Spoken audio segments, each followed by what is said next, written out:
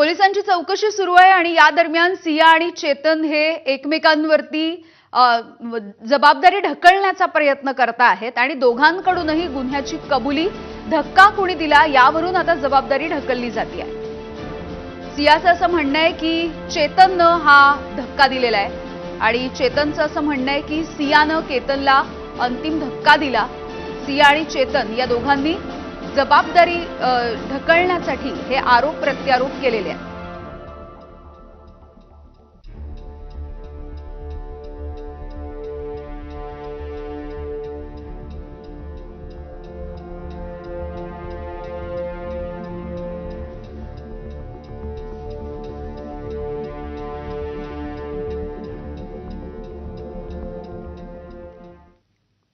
आणि यानंतर इतर काही राजकीय घडामोडी जाणून घेऊयात। ठाकरेंच्या 6 खासदारांचं ऑपरेशन टायगर पार पडल्याच्या नंतर